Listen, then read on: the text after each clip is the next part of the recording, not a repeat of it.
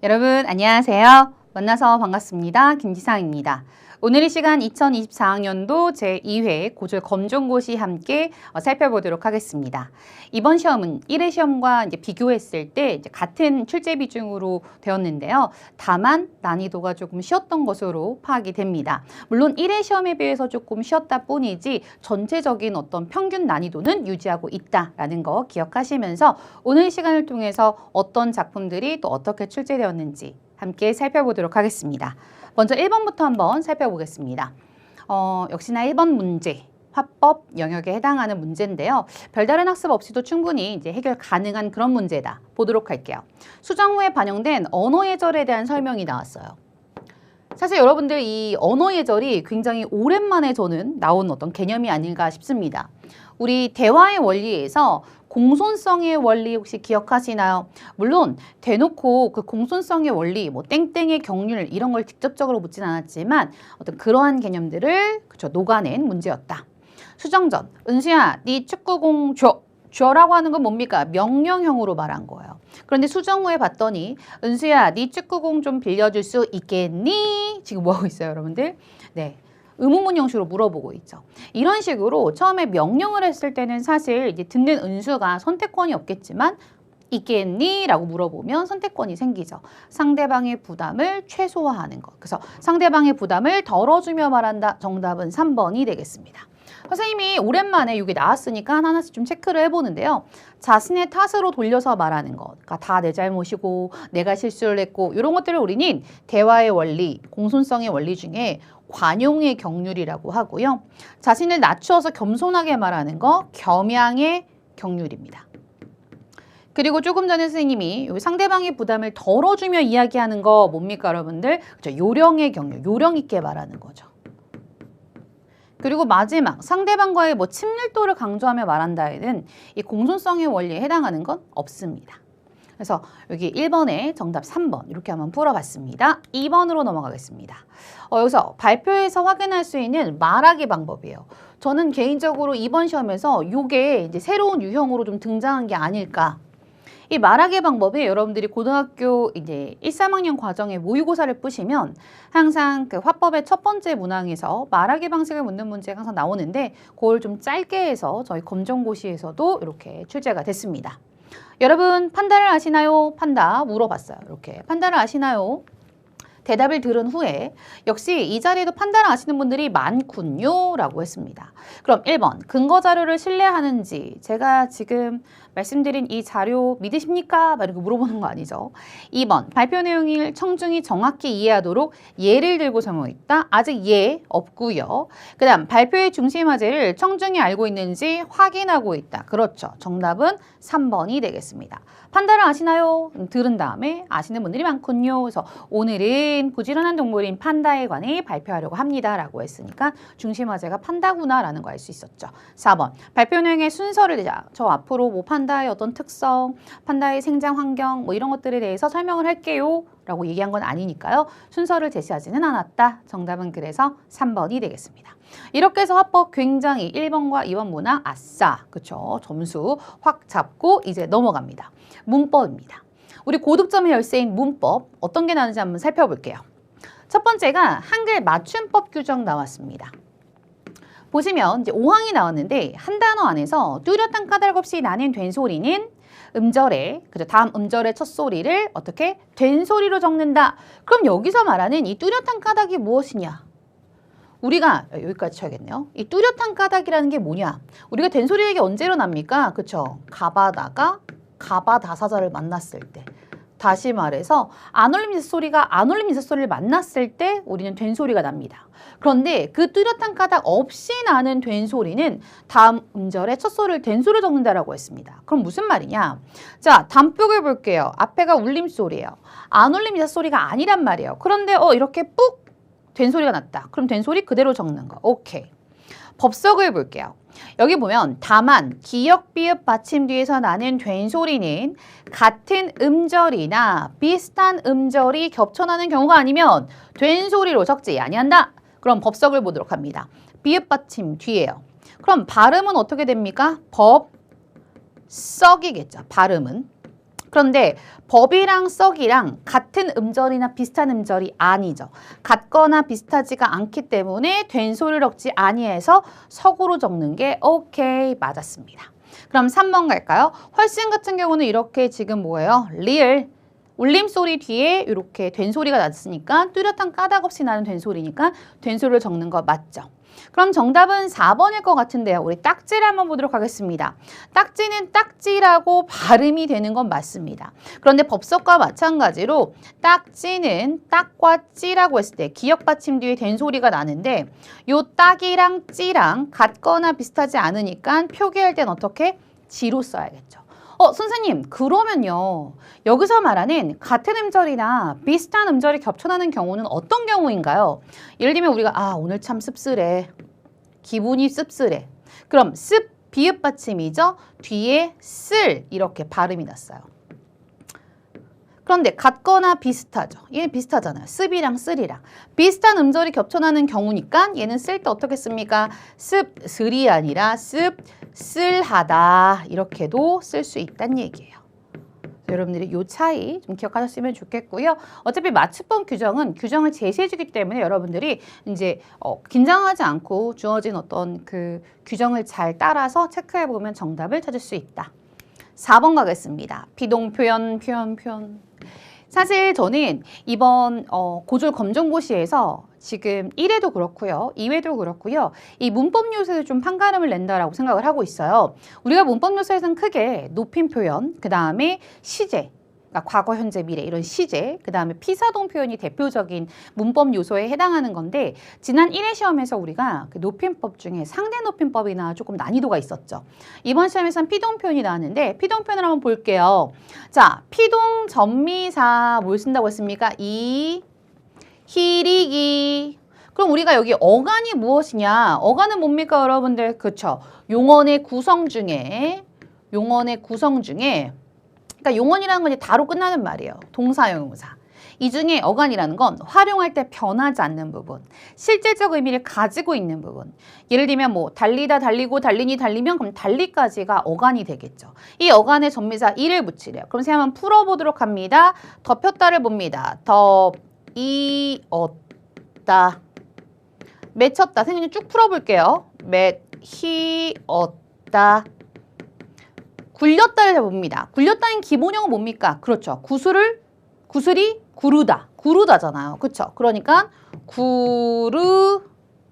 그럼 선생님 이거 뭐가 들어간 건가요? 사실 여기서 구르이었다가 맞아요. 그 다음 담겼다는 담기었다 이렇게 되죠. 그럼 선생님이 기본 용언의 어간을 한번 찾아보도록 하겠습니다. 덮였다는 뭡니까? 덮다에 그쵸? 이가 붙었죠. 이. 맺혔다는 맺다에 희가 붙었어요. 구르이었다는 구르다에 이 붙었죠. 담겼다는 담다에 기가 붙었어요. 선생님 그럼 여기 이희리기라고 했는데 여기 보니까 이희, 이기 선생님 다 붙은 거 맞잖아요. 근데 사실 구르이었다를요 그냥 굴리였다라고 해서 조금 더 선생님이 디테일하게 푼 거지만 요거를 그 전에 1차적으로 굴리었다 이렇게도 풀 수가 있어요. 근데 이 굴리를 명확하게 조금 더 선생님이 풀면 구르이었다가 됐다라는 것. 물론 이와 관련해서는 용언에도 불규칙 활용이라는 개념을 알아야겠지만 좀 정확하게 말씀드리기 위해서 이렇게 한번 체크해봤습니다. 그럼 다 이희리기가 되었는데 여기서 말한 피동사가 아닌 건 무엇인가요? 네, 이게 포인트였어요. 저와 함께 학습한 학생분들은 기억하실 겁니다. 제가 피동과 사동이 있는데 이 피사동을 구분할 때 가장 중요한 포인트가 있다고 했습니다. 사동은 그냥 사동 아니고 뭡니까? 목사동. 반드시 앞에 목적어가 있어야 되고요. 피동은 목적어를 필요로 하지 않습니다.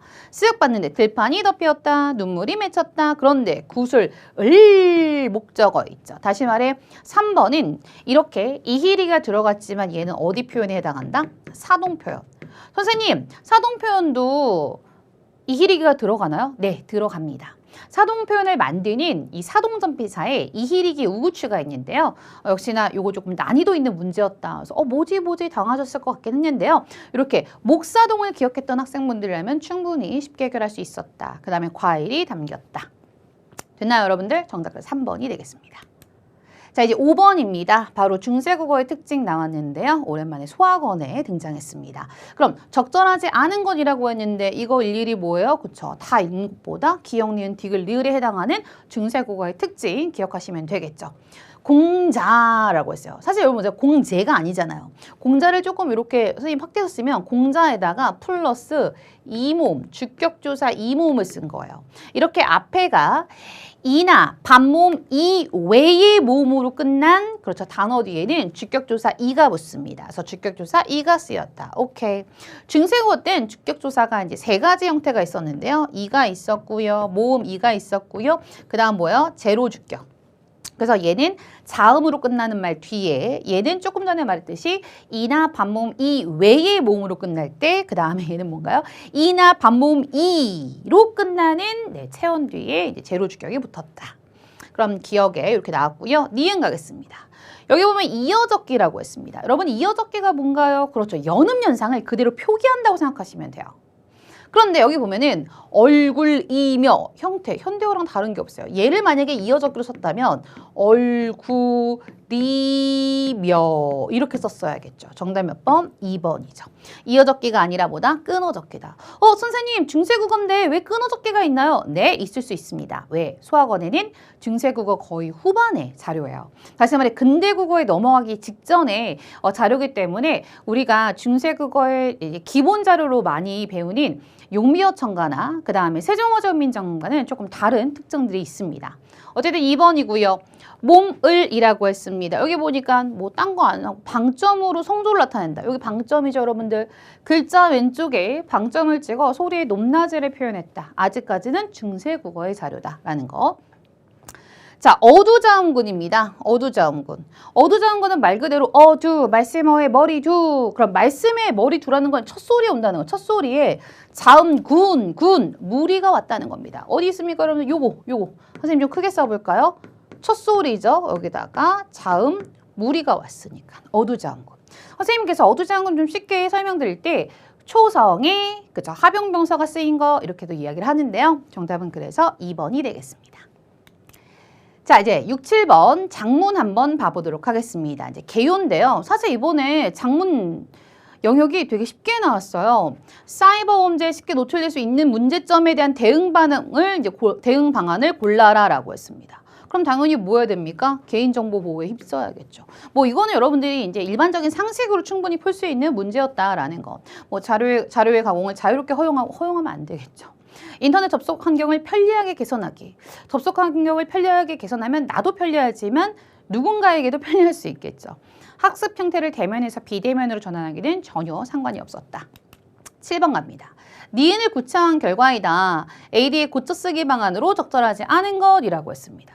앞에 여러분들 뭐 니은을 구체화한 결과이다. 그럼 니은의 내용 신경 써야 됩니까? 아니죠. 그냥 얘는 고쳐쓰기 유형이에요. 그럼 고쳐쓰기 유형 어떻게 한다? 내가 고치는 것이 아니라 선지가 고쳐준다. 그쵸? 선지가 고쳐준 것 중에 적절하지 않은 걸 골라라. 그럼 한번 보도록 할까요? 인터넷 과학 연결 시대를 살아가는 우리는 범죄 노출과 소통 부재에 직면해왔다. 사실 첫 번째 문장 안 읽어도 되겠죠. 이렇게 많은 문제점이 있음에도 모든 연결과 끊는 것은 어렵다. 여러분 여기 서술어가 끊다예요. 그럼 우리가 끊다라는 끊타죠. 죄송합니다. 끊타라는 서술어에 어떤 문장 성분이 필요한지 한번 볼까요? 누가 무엇을 끊다. 관계를 끊다. 연결을 끊다. 다시 말해서 목적어를 꼭 필요로 하는 타동사입니다. 그러니까 조사를 잘못 사용했으므로 맞아요. 연결이가 아니라 뭡니까? 연결을로 바꿔야겠죠. 정답은 1번이 되겠습니다. 선생님 저는 1번에서 딱 정답이 안 나왔어요. 그렇다면 다른 것들 한번 보면 되겠죠. 운동 능력은 연습량에 비례하여 향상된다. 과학 연결 시대 얘기하고 있는데요. 중심 내용과 어울리지 않으므로 삭제한다. 오케이. C래요. 다다익선이란 말처럼 과도한 연결, 오히려 과도한 연결이라고 했습니다. 그럼 다다익선이라는 건 많으면 많을수록 좋다는 이거잖아요. 그럼 여기선 다다익선 들어가면 안 되고 뭐합니까 여러분들? 그렇죠. 과유불급. 넘치는 것이 미치지 못함 보다 뭐야? 안 좋다라는 어떤 그런 뜻의 과유불급 들어갔어야죠. 그 다음 D를 갈게요. 어떨까? 깜짝 놀랐어요, 저. 자, 어떨까가 맞겠죠. 그렇죠? 어떨까로 수정한다라는 것. 네, 이렇게 해서 정답은 1번이 되겠습니다. 그래서 다른 어떤 선지들을 봤을 때 여러분들이 이거 뭐지? 라고 생각하실 수도 있지만 이렇게 하나하나 봤을 때 가장 아닌 거. 네, 1번은 굉장히 매력적인 그런 선지긴 했지만 여러분들이 고쳐쓰기 유형 같은 경우는요. 항상 물어보는 패턴들이 똑같아요. 그래서 이걸 앞으로 이제 대비하실 때 어떻게 한다? 고쳐쓰기 유형은 이렇게 정답만 찾지 말고 나머지 것들도 내가 한번 체크하면서 이제 고쳐본다라고 생각하시면 좋을 것 같습니다.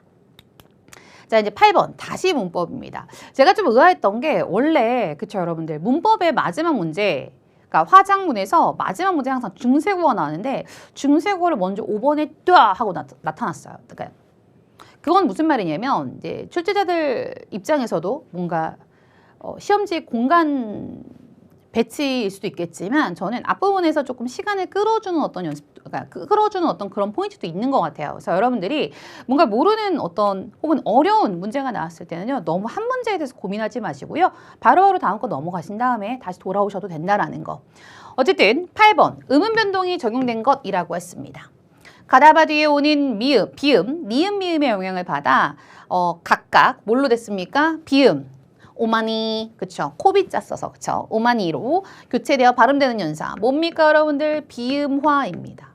너무 쉬운 문제였어요. 정답 몇 번인가요? 4번이죠. 기억이 미음의 영향으로 이응으로 변했다. 요렇게요.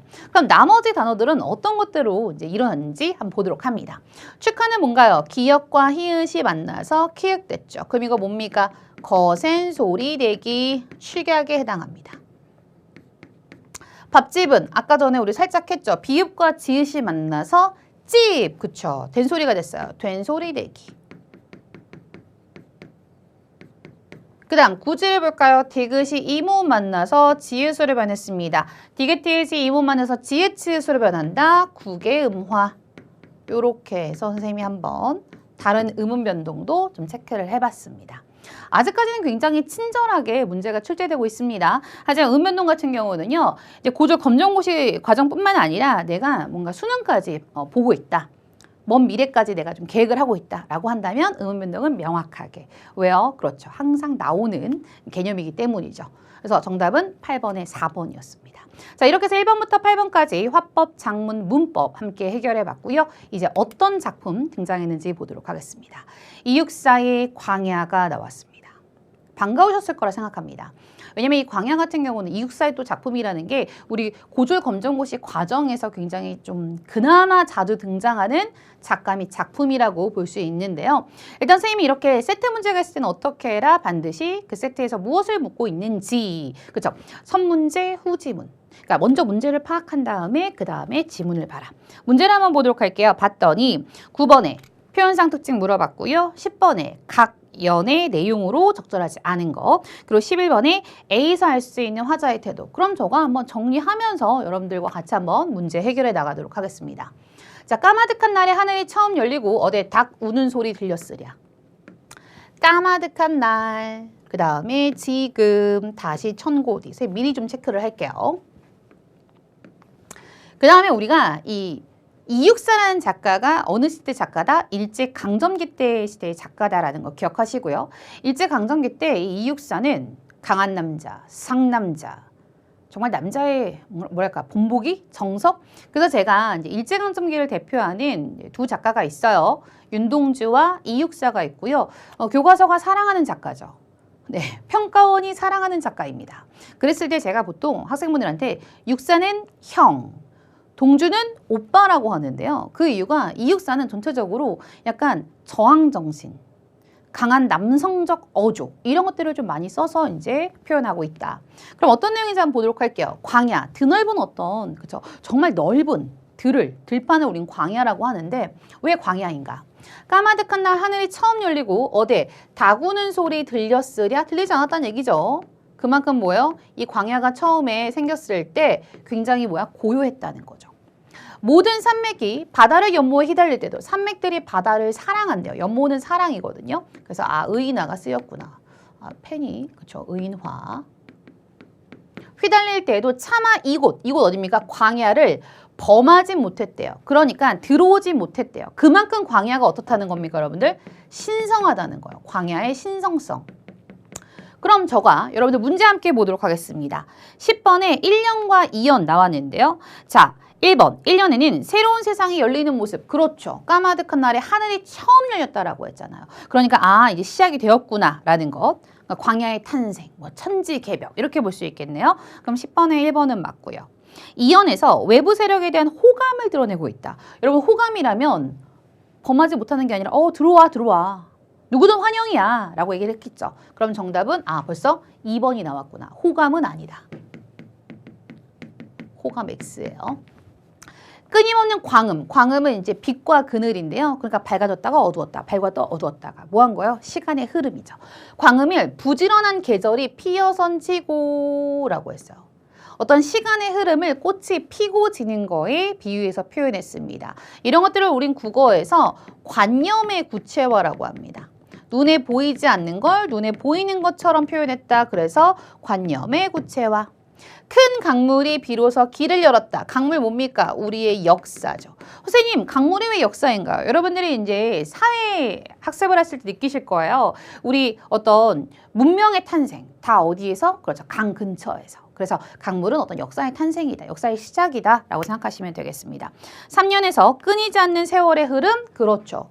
끊임없는 광음, 부지런한 계절이 피어선지고 라고 했으니까 역시 10번에 3번 맞는 내용이네요. 그럼 지금 까마득한 날이라고 했습니다. 그러면 까마득한 날은 결국 언제입니까? 과거란 얘기예요. 과거, 이 광야가 처음에 어떻게 시작됐는지를 쭉 이야기하고요. 그렇지만 지금이라고 했어요. 지금 뭡니까? 현재죠. 현재 눈이 내린다라고 했어요. 눈. 그리고 우리가 보통 일제강점기를 배경으로 한 작품 중에 눈이나 겨울을 지칭하는 것들은 거기다 약간 부정적인 시대 상황을 드러내는데요. 눈, 시련과 고난이 있는 거예요. 그런데 매화 향기가 홀로 아득하대요. 매화가 어떤 꽃이냐면요. 한겨울까지는 아니지만 늦겨울, 초봄. 그러니까 다른 꽃들은 뭔가 봄이 되어서 따뜻할 때 피지만요. 이 매화 같은 경우는 그 추위를 뚫고 나와서 이제 피어나는 꽃이에요. 그렇기 때문에 이 매화라는 이 꽃이 저희 이제 문학 영역에서는 지조와 절개, 의지를 드러내는 소재로 많이 사용된다. 그래서 매화향기가 홀로 아득하다라고 했습니다. 그러면 이육사가 가지고 있었던 그 당시의 어떤 의지와 어떤 뭔가 기운은 뭐였을까요? 그렇죠. 조국 광복에 대한 의지겠죠. 내 여기 가난한 노래의 씨를 뿌려라. 역시나 육사형. 명령을 통해서 강한 의지를 표현하고 있고요. 내역에 가난한 노래의 씨를 뿌려라라고 했습니다. 그런데 그 씨가 왜 가난할까요? 지금은 일제강점기니까 사실 내가 아무리 조국 광복이나 독립에 대해서 외치더라도 그것이 그렇게 큰 힘을 가지지 못할 거예요. 하지만 비록 정말 내 한 몸 부서져라 이렇게 열심히 씨를 뿌리고 나면 이후에 오연에서 천고뒤라고 했습니다. 천고뒤 뭡니까? 미래에 백마 타고 오는 하얀색 말을 타고 오는 초인이 있대요. 여러분 초인 보시면 알겠지만 뭐예요? 그렇죠. 뭔가 뛰어난 사람이에요. 그럼 당연히 이 초인은 우리 민족을 광복으로 이끌 후손이라든지 혹은 조국 광복, 조국 독립 자체로만 봐도 괜찮고요. 이 광야에서 목 놓아 부르게 하리라 라고 했습니다. 그럼 여기서 지금 가난한 노래 씨를 뿌려라. 어떤 거예요? 그것이 큰 힘이 되지 못한 걸 알아. 그렇지만 난 열심히 뿌려보겠어. 자기희생적 어떤 모습을 보여주고 있다라는 거. 그래서 전체적으로 이 조국 광복에 대한 어떤 의지를 노래한 작품이다 라고 생각하시면 되겠습니다. 그럼 문제 한번 보도록 하겠습니다. 아이쿠 좀 지워야겠네요. 그쵸?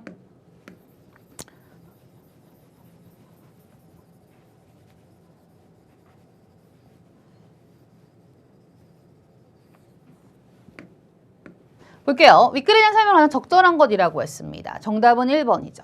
시간의 흐름에 따라 시상을 전개하고 있다. 이건 광야의 정말 너무너무 중요한 특징이에요. 그쵸? 까마득한 날, 지금, 그리고 천고뒤, 과거, 현재, 미래, 시간의 흐름. 정답 1번이었고요. 여러분 음성상징어 뭔가요? 그쵸? 의성어나 의태어를 음성상징어라고 하고요. 반어적 표현이라고 하면 반어적 표현, 내 마음과 반대로 말하는 것. 이번에 이제 중등과정에서 김소월의 먼운이라는 작품이 나왔는데 거기서 이제 반어적 표현 엄청 많이 쓰였죠. 그 다음 미완의 문장 종결을 통해 라고 했습니다. 보통 시적 여운을 준다. 미완의 문장 종결, 다시 말해서 서술어로 끝맺음을 하지 않는다는 얘기예요. 예를 들면 명사로 끝을 맺는다든지 그죠? 서술어가 없는 어떤 그런 형태를 미완의 문장 종결, 그래서 시적 여운을 주고 있다. 그러니까 선생님이 다른 선지들도 한번 체크해드리는 이유가 뭐냐면은요, 여러분들이 이제 앞으로 그죠? 이 문제만이 아니라 또 다른 어떤 시험이라든지 또 다른 뭐 회차를 풀어보실 때 이런 어떤 표현상 특징과 관련된 개념을 알아두시면 내가 그 작품에 대해 전체적으로 모르더라도 일단 찾아볼 수는 있잖아요. 정답 그래서 1번입니다. 10번입니다. 강내운의 내용으로 적절하지 않은 거 이미 우리 했죠. 호감 아니다. 차마 이곳을 범하지 못했다라고 했으니까 호감 어울리지 않아요. 아무도 이곳에 올 수 없어. 누구도 이 광야를 침범할 수 없어. 라고 이야기했으니까 정답은 2번이다. 그다음 5연에서 미래에 출현할 존재라고 했습니다. 백마 타고 오는 초인 언급했으니까요. 정답은 그래서 2번이 되겠습니다. 11번입니다. 여기 A에서 알 수 있는 화자의 태도라고 했어요. 선생님 여기 나왔죠. 내 여기 가난한 노래의 씨를 뿌려라. 지금 눈이 내려. 지금 시련과 고난의 시간이야. 하지만 매화향기 그 광복의 기운은 아득하대요. 뿜뿜뿜뿜 뿜고 있어요. 그래서 내 여기 가난한 노래씨를 뿌리겠다. 내 한 몸 희생해서라도 나는 그 기운과 의지를 이어나가겠다라고 했으니까요. 쓱 봤는데 정답은 2번이죠. 뭐 솔직히 이 작품을 모른다 하더라도 우리 이육사라는 작가만 알았더라도 고독한 상황에서 부정적 현실을 극복하고자 하는 거. 그쵸? 극복 의지를 노래한 작품들을 많이 썼다. 그래서 뭐 자연에 순응하는 색이 없고요. 타인의 삶에 비추어 자신의 과거를 성찰. 일단 이육사 시인은요. 성찰 따위 하지 않습니다. 우리가 성찰의 아이콘은 누구냐? 바로 동주 오빠예요. 기억하시고요. 주어진 환경 속에 자신의 운명을 회피하고자 하자 우리 육사 형은요. 절대 회피 따위 하지 않습니다. 정면. 그래서 이육사의 절정 이런 작품에서도 굉장히 자신의 운명에 대해서 맞서는 어떤 그런 모습들을 보이죠. 정답은 그래서 2번이 되겠습니다. 그 다음 12번입니다. 12번부터 14번까지 고전소설 박시전이 나왔는데요. 제가 좀 놀랬던 게 뭐냐면 이 박시전이라는 작품이 저희 고등과정에서 보통 이제 메인으로 나온다기보다는 중등과정에서 좀 메인으로 나오는 작품이에요. 그런데 이번에 사실 여러분들이 알겠지만 고등과정에 그 수록되어 있는 고전소설이 몇 작품 안 됩니다. 그래서 박시전을 갖고 오지 않았나라고 생각을 좀 해보는데 이 박시전의 배경은 조선이고요. 조선 병자호란 때라고 생각하시면 되겠습니다. 실질적으로 저희 그 시험범위에 해당하는 홍계월전이라는 작품 혹시 알고 계실까요? 우리가 영웅 소설 중에 여성 영웅을 그린 소설이 많지 않아요. 그 중에 대표적인 작품이 바로 박시전과 홍계월전인데 그 중에 박시전이 출제가 되었습니다. 일단 문제를 봤더니 윗글에 대한 설명으로 하는 적절한 것이라고 했습니다. 전체적으로 이 작품의 특징을 묻고 있고요. 13번에 기억리을 중 가리키는 대상, 그럼 읽어나가면서 우리 기억리을 한번 체크해 보도록 할게요. 그 다음 14번에 내용 파악 문제 나왔네요. 봤는데 선생님은 일단 이런 거 내용 파악 문제 나오잖아요. 특히 고전소설은요. 항상 이렇게 내용 일치를 묻는 문제가 많이 나오는데요. 그럴 때 어떻게 하냐면 저는 앞에 주어를 다 동그라미 쳐요. 그러니까 내가 어떤 인물에 초점을 맞춰서 이 지문을 읽어야 하는가. 봤는데 박씨는요. 그러니까 박씨에 맞춰서 내가 읽어야겠구나 라는 것. 이런 것들이 여러분들이 특히나 이제 고등과정에 모의고사를 풀 때도 굉장히 꿀팁이 됩니다. 그래서 고전소설에서 내용 파악을 묻는 문제에서는 반드시 먼저 인물에 동그라미를 친 다음에 그 어떤 인물을 내가 맞춰서 이 지문을 읽어나가야 될지. 그럼 한번 보도록 하겠습니다. 짧게 나왔어요. 저는 깜짝 놀란 게 이번에 중졸 과정보다 더 지문이 짧습니다. 시작할게요. 박 씨가 구슬발을 데리고 부채를 쥐고 불을 붙이니 라고 했어요. 그러니까 뭔가 부채를 이렇게 붙였다라는 것 자체가 불을 붙이는 게 딱히 그렇게 초월적인 능력이다 이렇게 보기는 조금 힘들지만 어쨌든 불길이 오랑캐 진영을 덮쳐 오랑캐 장졸이 대열을 잃고 타 죽고 밟혀 죽으며 남은 군사는 살기를 도모하여 다 도망하는지라 용골대가 할 수 없어 라고 했습니다. 그럼 박씨와 용골대가 나왔는데 이 용골대가 이제 오랑캐 장수죠. 이미 화친을 받았으니 대공을 세웠거늘. 이미 화친 뭡니까? 조선의 항복을 받아낸 거죠. 대공, 큰 공을 세웠는데 부질없이 조그만 계집을 시험하다가 공연히 장졸만 다 죽였다라고 했습니다. 그럼 여기서 보시면 조그만 계집이 누구입니까, 여러분들? 그렇죠. 박씨가 되겠죠.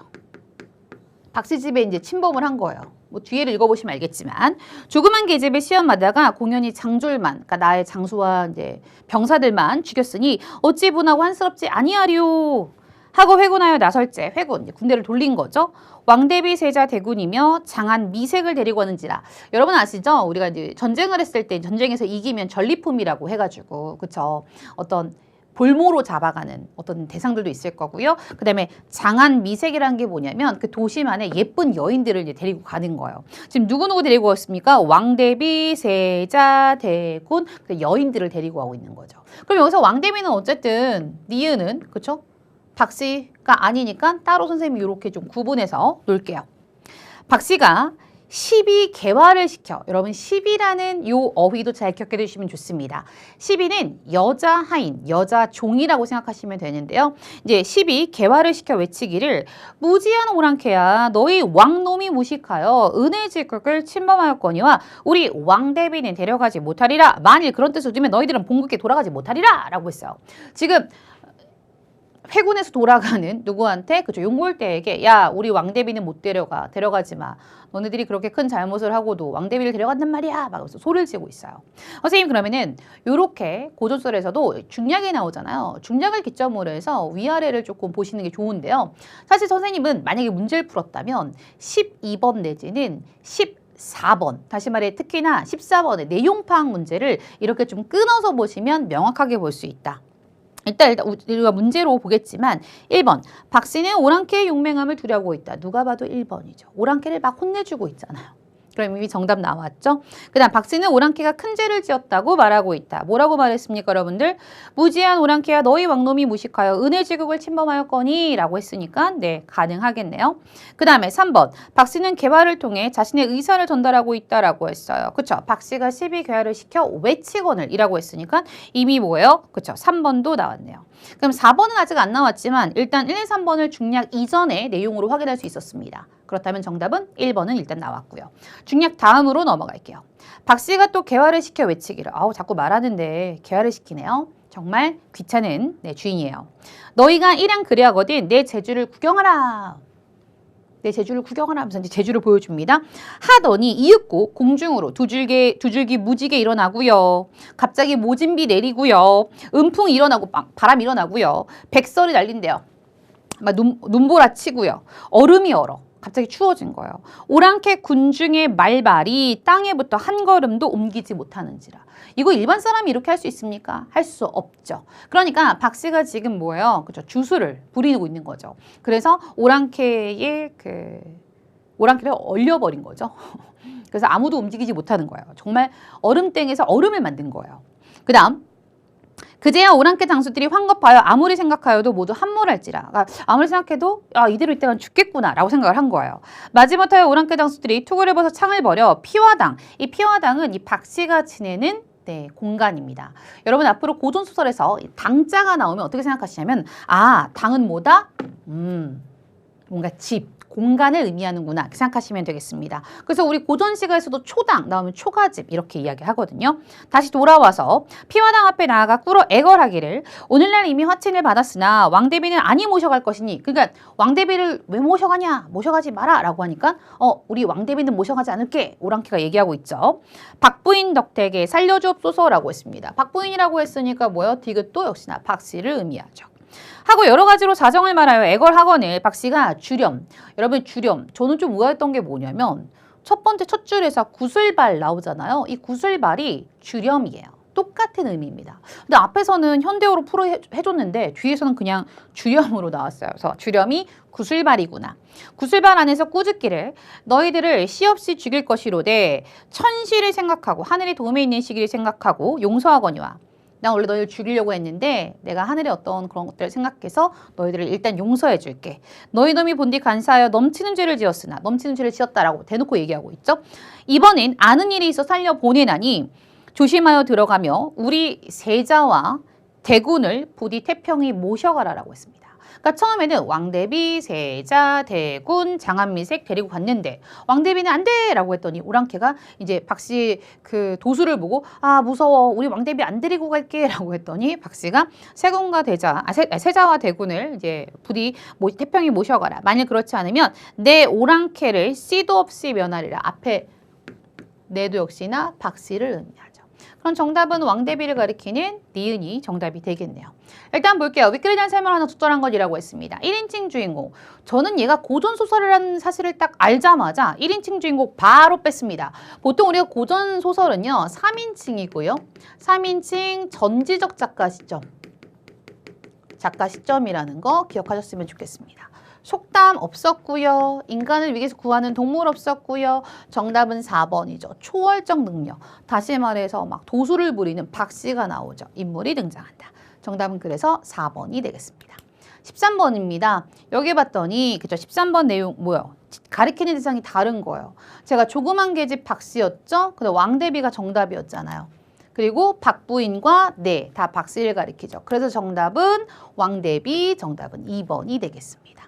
이렇게 해서 이제 고전소설에서 인물 지칭하는 거 이제 자주 출제되고 있습니다. 그래서 여러분들이 읽어나가는 과정에서 체크하시는 게 좋다. 14번입니다. 윗글에서 알 수 있는 내용. 이미 우리가 정답, 그쵸? 1번이죠. 박씨가 오랑캐의 용맹함을 두려워하는 게 아니라 오랑캐들이 박씨를 두려워하고 있죠. 큰 죄를 지었다고 막바지 얘기하고 있고요. 개화를 통해서 의사 전달하고 있는 거 맞고요. 오랑캐에게 그렇죠. 세자와 대군을 잘 모셔가라고 마지막에 이야기를 합니다. 정답은 그래서 1번이 되겠습니다.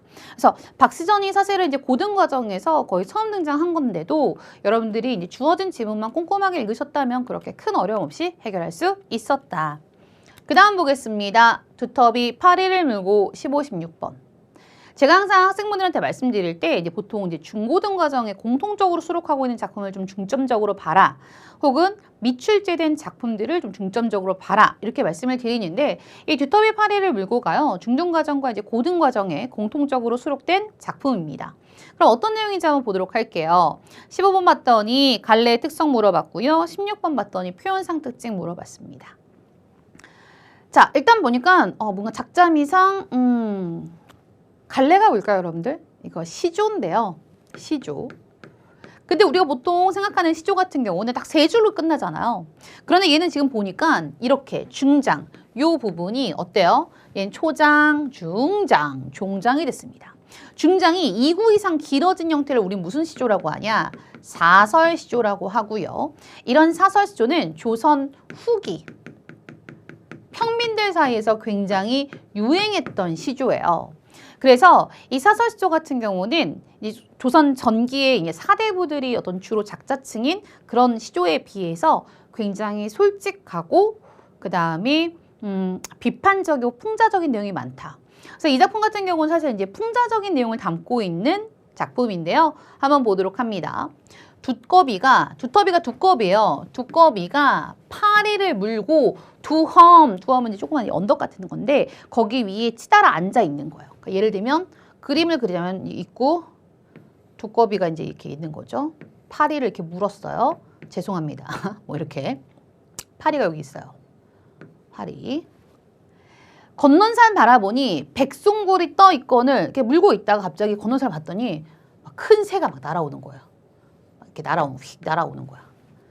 가슴이 끔찍했대요. 가슴이 뭔가 끔찍한 거예요. 왜냐하면 두꺼비 입장에서는 이 백송골이 뭡니까? 자신의 천적이잖아요. 자기를 잡아먹을 수 있는 대상. 풀떡 음성상징어 사용해줬죠. 뛰어내렸다가 두엄 아래 뭐였어요? 자빠졌어요. 그러니까 사실은 진짜 백송골이 두꺼비를 잡아먹으러 오는지 안 오는지도 모르는데 그냥 보고 지레 겁먹고 혼자 막 허둥지둥 하다가 뭐요? 이렇게 해서 이제 풀떡 자빠진 거죠. 이렇게 자빠졌습니다. 그런데 마지막 요 부분은요. 이제 앞에서는 어떻게 보면은 제 3자가 이 두꺼비의 모습을 뭔가 관찰하고 있다면 마지막 종장 부분이 뭐냐면은요. 두꺼비가 자기가 얘기한 부분인데요. 뭐라고 했냐? 모쳐라 날린 날씨 먼저 에어질 뻔하게라. 아, 내가 너무 날랬어. 아주 잘 넘어졌어. 내가 하마터면 피멍될 뻔했는데 나 굉장히 잘 넘어졌어. 라고 지금 뭐하고 있는 겁니까? 자기 혼자 허둥지둥대다가 자빠져 놓고 지금 마지막 뭐하고 있어요? 허세 부리고 있는 거예요. 사실 그래서 두꺼비의 이런 모습을 이제 풍자 비판한 작품인데 그렇다면 여기서 두꺼비와 파리와 백송골이 의미하는 것이 무엇이냐? 이 두꺼비가 파리를 물었다고 했잖아요. 이 파리가 힘없는 백성이고요. 그럼 이 두꺼비는 뭡니까? 이 백성을 괴롭히는 탐관오리에 해당하겠죠. 탐관오리. 지방관리 이렇게 볼 수 있겠고요. 그럼 요 송골매는 당연히 뭔가요? 이 지방관리들이 무서워하는 뭐 중앙관리라든지 오늘 외세라고도 볼 수 있겠죠. 이렇게 볼 수 있었습니다. 그럼 윗글에 대한 설명으로 적절한 거 정답 2번이죠. 사설시조의 특징입니다. 중장이 다른 장에 비해서 2구 이상 길어집니다.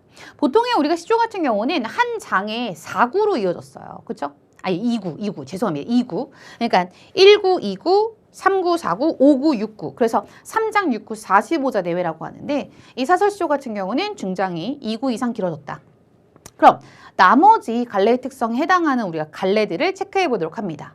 일단 식구체 형식을 갖고 있다. 이거 뭡니까? 우리 시험 범위에 그죠? 신라의 향가, 제망매가. 향가의 특징을 말해요. 향가는 4구체, 8구체, 10구체가 있습니다. 그래서 19체 형식 하면 향가.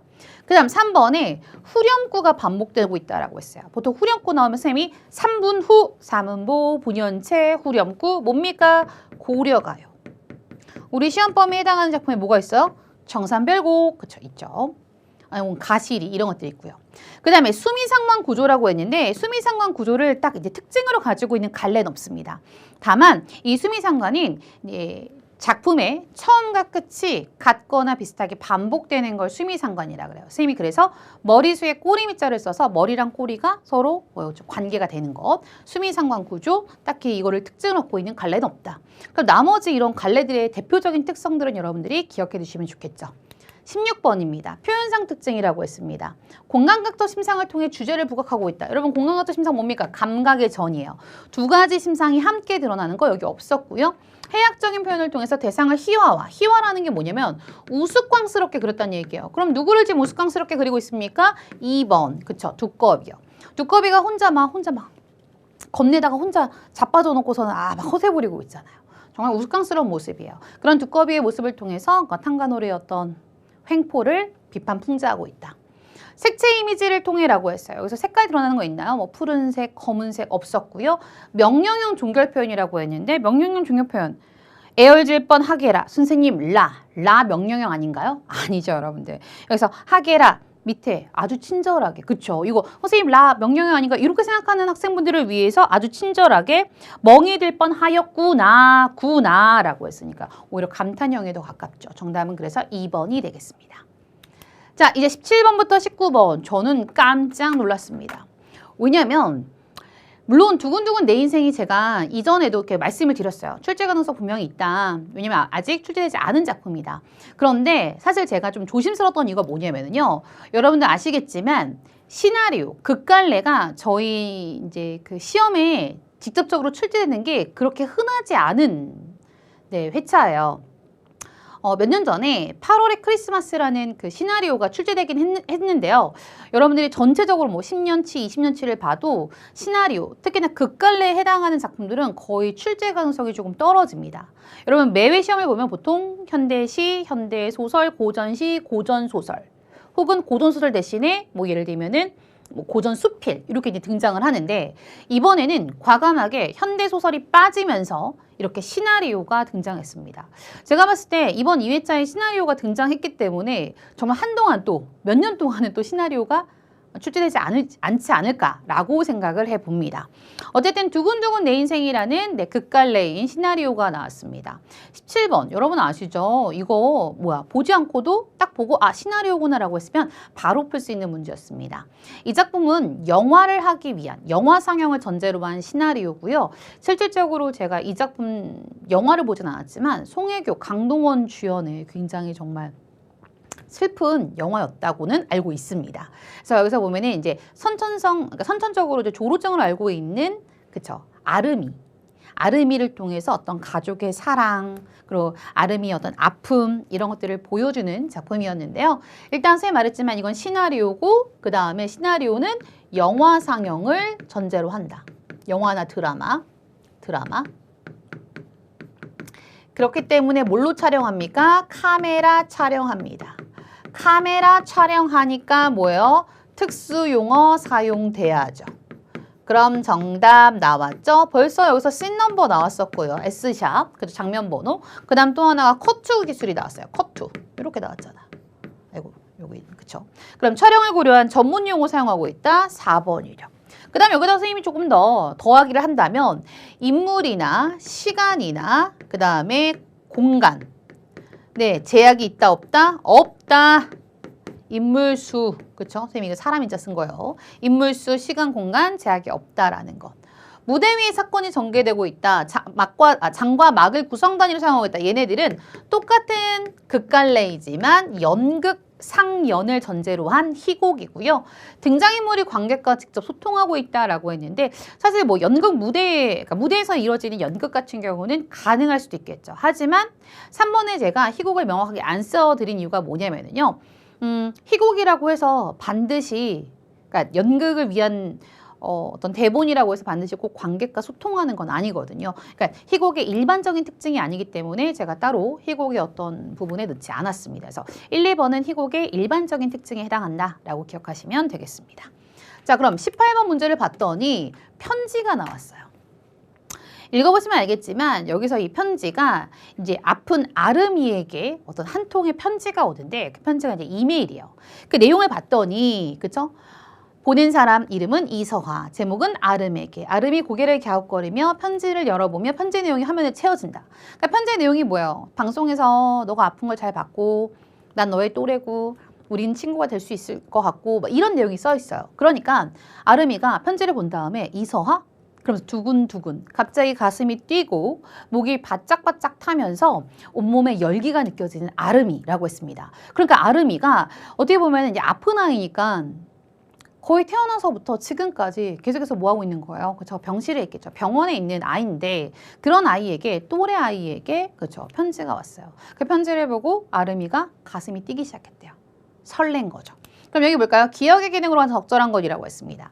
갑자기 편지 받고 경제적 어려움 어울리지 않죠. 고통을 느꼈다면 뭐 가슴이 두근두근 하지 않았겠죠. 두려움 아니고요. 또래 아이에 대한 설렘을 느끼게 한다. 정답은 4번입니다. 여러분 보시면 알겠지만 그 편지의 내용에서 보면은 난 16살 너랑 같은 나이야 라고 하거든요. 그래서 또래 아이에 대한 설렘을 느끼게 한다. 정답은 4번이 되겠습니다. 19번입니다. 윗글에서 알 수 있는 내용을 적절하지 않은 것이라고 했습니다. 내용일치 문제. 볼게요. 아름은 심장 통증으로 고통받고 있다라고 했는데 여기 맨 처음에 씬 넘버 17. 17번 장면을 볼게요. 아빠의 과거를 생각하며 글을 쓰던 아름이 갑자기 얼굴이 일그러진다 라고 했어요. 밀려오는 심장의 통증, 대수가 눈치챌까 봐 힘겹게 걸어가 방문을 닫고는 이 대수가 누구냐? 아름이의 아빠입니다. 약통에서 진통제를 꺼내 먹고 진정하려 한다라고 했습니다. 그러니까 지금 아름이가 심장 통증을 느끼고 아빠가 걱정할까 봐 이제 아빠 몰래 가가지고 이제 진통제를 먹는 거죠. 그럼 아름은 심장 통증을 고통받고 있는 거 맞고요. 아름은 대수에게 걱정을 끼치지 않으려고 하는 거 역시나 맞죠. 그러니까 몰래 이제 아빠한테 아빠 나 약 좀 이런 게 아니라 이제 몰래 가서 약을 먹으니까요. 서한은 아름이 출연한 방송을 보았다. 아까 우리 편지의 내용을 봤다면 알 수 있겠고요. 정답은 3번인데요. 서한은 집에 직접 찾아와서 아름을 만난 게 아니죠. 편지를 보낸 거죠. 정답은 그래서 3번이 되겠습니다. 그래서 되게 오랜만에 시나리오, 극갈래가 출제가 됐는데요. 문제의 난이도는 그렇게 어렵지 않았다. 여러분들이 충분히 주어진 지문 잘 읽었다면 저는 해결 가능했으리라 생각합니다. 그럼 이제 20번부터 25번에 해당하는 읽기 영역 함께 살펴보도록 하겠습니다. 과학연구의 자유와 규제 나왔고요. 또 하나가 김정숙 외 실학 조선의 르네상스를 열다 이렇게 나왔어요. 선생님이 일단 세트 문항이니까 이제 문제에서 어떤 게 나왔는지 한번 보도록 할게요. 30번 봤더니 그렇죠. 내용 전개 방식 어떤 특징이 있는지. 그 다음 21번이 가에 해당하는 내용이라고 했습니다. 그럼 가가 여기 보면 이와 같은 입장이었는데 어떤 건지 한번 볼 거고요. 그 다음에 22번에 어휘의 사전적 의미 나왔네요. 제가 이렇게 항상 말씀드리지만 읽기 영역의 독서 지문을 풀 때는요. 물론 저희 시험에서는 굉장히 짧은 지문으로 출제되지만 보통 고등과정의 모의고사에서는 이 호흡이 굉장히 깁니다. 그래서 선생님 어떻게 한다? 그렇죠. 문단 나눠서 본다. 그럼 훨씬 더 명확하게 볼 수 있다. 첫 번째 지문 같은 경우는 이제 2개의 문단으로 이루어진 지문이었어요. 그럼 한번 시작해 보도록 합니다. 생명과학이나 생명공학 연구 활동에 종사하는 대부분의 과학자들은 인간 배아 복제를 포함한 배아 연구를 정부가 규제하는 것은 과학자들의 연구 자유를 침해하는 행위라고 주장한다. 제가 여러분들과 함께 바로 보기 위해서 여기 이제 침해. 볼게요. 예, 첫 번째가 이제 침해였어요. 침해. 침범하여 해를 끼친다. 그냥 넣어보면 되겠죠. 과학자들이 연구 자유를 침범하여 해를 끼친다. 끼치는 행위라고 주장한다. 가능하겠죠. 과학의 발전은 인위적으로 막아서도 안 되며 과학자의 자유로운 연구를 보장해야 한다는 논리이다 라고 했습니다. 그러니까 정부 규제 no, 싫어. 우리의 연구의 자유를 달라라고 얘기하는 입장이에요.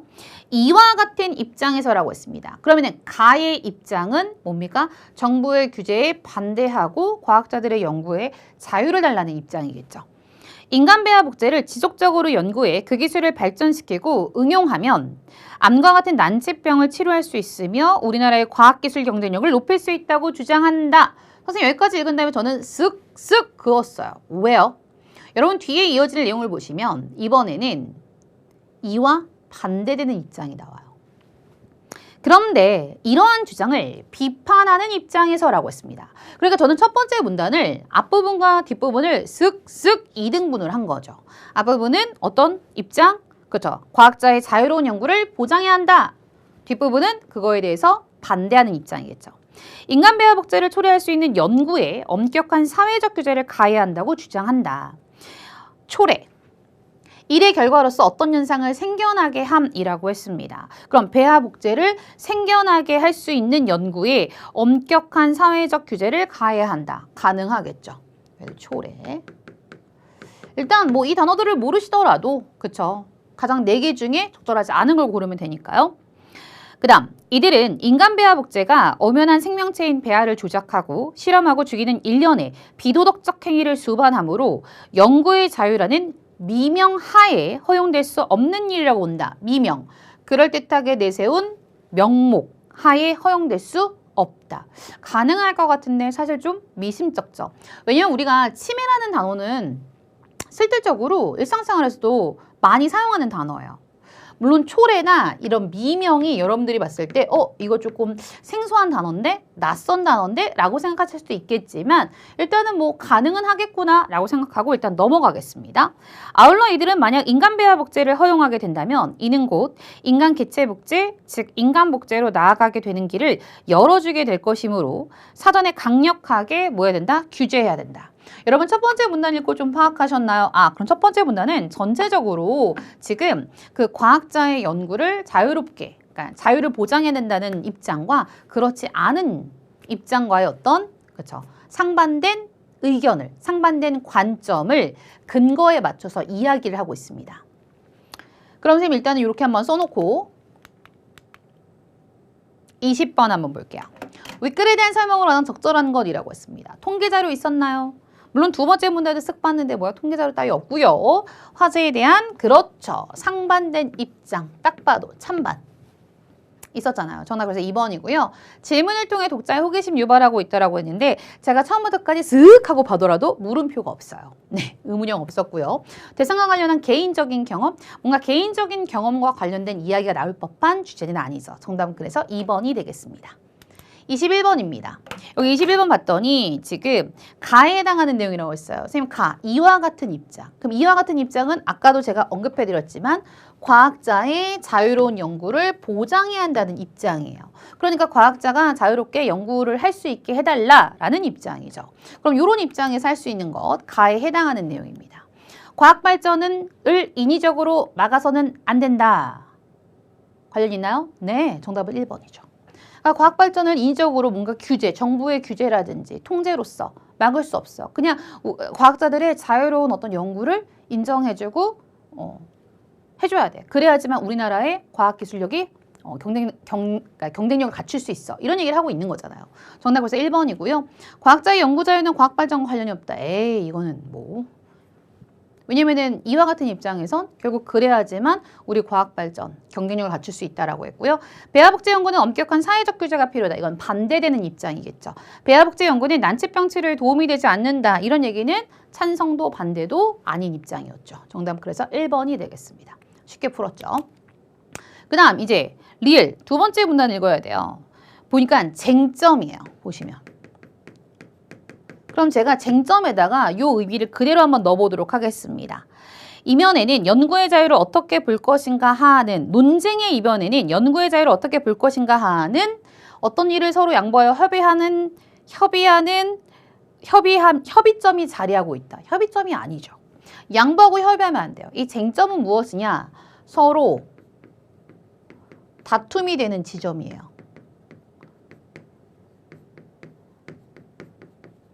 이게 쟁점이에요. 그러니까 정답 몇 번? 4번이죠. 그러니까 양보, 협의 아니에요. 정답은 그래서 4번이 되겠습니다. 저는 개인적으로 이제 문맥적, 사전적 의미를 다 모른다 하더라도 일단 1, 4번 중에 가장 아닌 거 이렇게 고르시면 될 것 같고요. 게다가 이 쟁점이란 단어는 우리가 고등과정에서 토론에 해당하는 거에서 이제 쟁점이라는 어휘를 배웠기 때문에 여러분들이 그것이 양보와 협의의 의미는 아니겠구나라고 정도는 생각하실 수 있으셨으리라 생각합니다.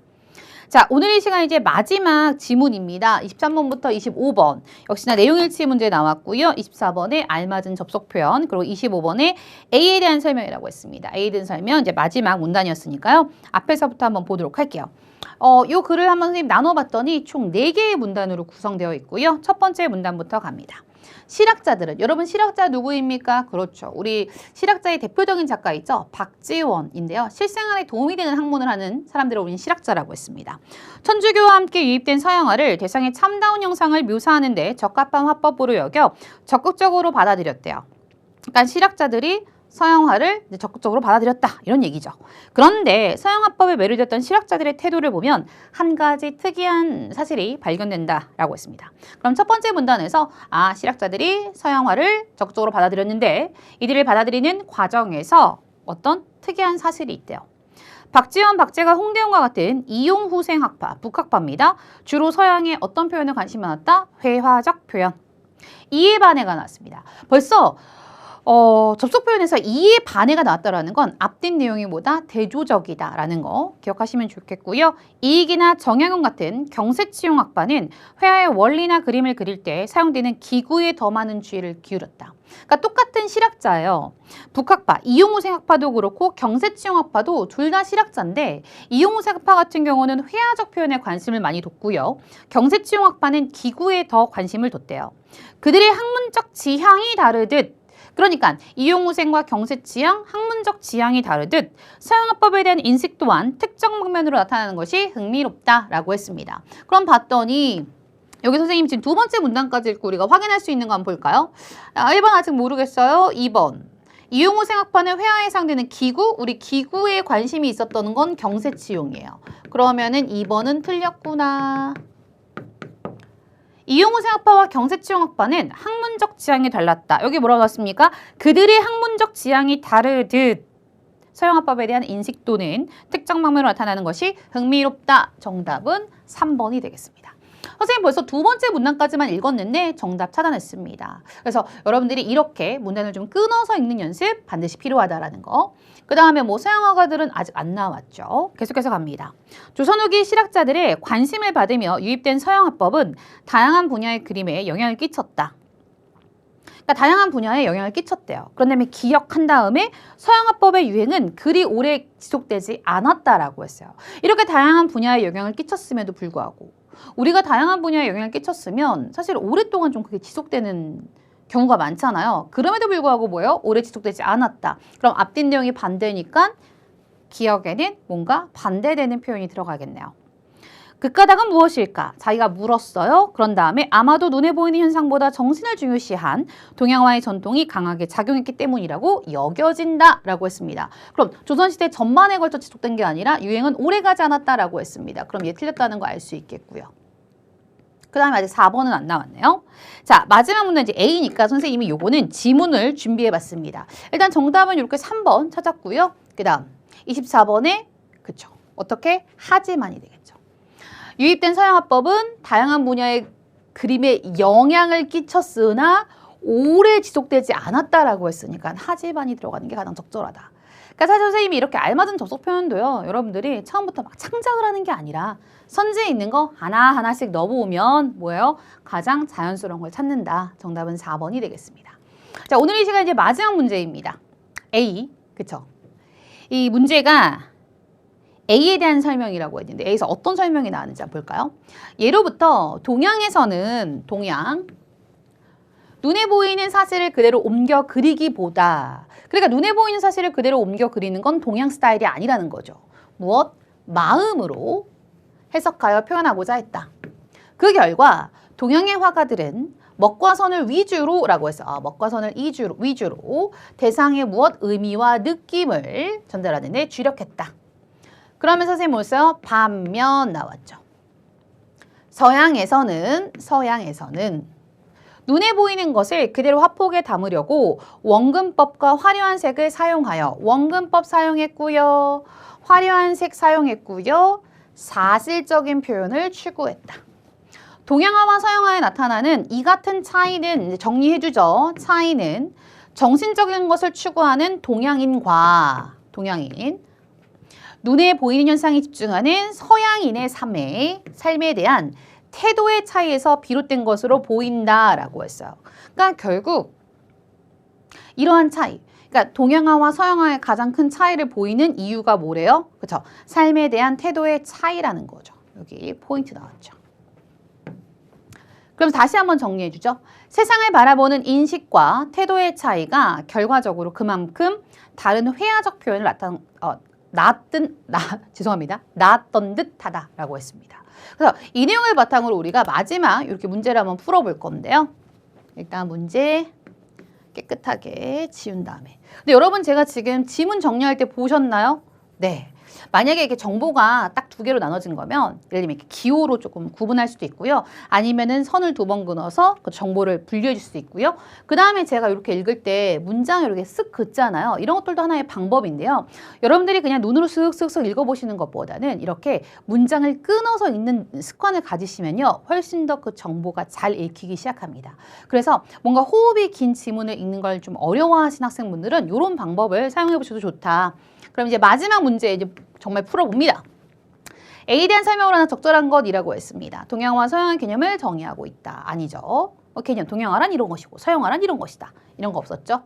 동양화와 서양화의 공통점이 아니라 차이점에 대한 얘기를 하고 있고요. 동양화와 서양화의 그렇죠. 회화적 표현이 서로 다른 이유 뭡니까? 그렇죠. 삶에 대한 태도. 나와 있죠. 세상을 바라보는 인식과 태도의 차이가 결과적으로 그만큼 다른 회화적 표현을 낳았던 듯하다라고 했으니까 정답은 3번이 되겠습니다. 그 다음 마지막 4번 동양화와 서양화의 작가에 대한 잘못된 통념. 여러분 통념이란 건 뭐예요? 일반적인 생각인데요. 그런 것들을 반박하고 있는 부분 없었습니다. 정답 그래서 25번에 3번 마지막 문제까지 함께 해결해 봤습니다. 자 이렇게 선생님이 오늘 이 시간 그쵸 2회에 출제됐던 전체적인 문제를 한번 살펴봤어요. 보통 우리가 좀 1회 시험은 쉽고 2회 시험은 좀 어려운 경향이 있는데 올해 2024년 같은 경우는 1회는 굉장히 난이도가 있었는데 2회에서는 조금 평이한 수준의 어떤 시험이지 않았나 싶습니다. 하지만 여러분들이 둘 다 출제 비중은 같았고요. 유형은 비슷했습니다. 그러니까 유형은 뭐 크게 변화는 없는데 이렇게 다양한 어떤 작품들이 지속적으로 출제되고 있으니까요. 아까도 제가 살짝 말씀드렸던 아직 출제되지 않았던 시험 범위에 해당하지만 출제되지 않았던 작품, 그리고 중고 과정에서 공통적으로 좀 수록하고 있는 작품, 이런 작품에 좀 초점을 맞춰서 학습하시는 것이 좋다라는 거 말씀드리면서요. 그 다음에 여러분들이 고득점, 그리고 또 만점을 기대하시는 학생분들은 반드시 문법, 표준발음법, 한글맞춤법, 그 다음 문법 요소, 중세국어 이 4가지 어떤 관련된 개념들은 꼭 기억하자, 꼭 학습하자라는 거 기억하셨으면 좋겠습니다. 여러분 오늘도 고생 많으셨고요. 그럼 저는 여기서 인사드리도록 하겠습니다. 고맙습니다.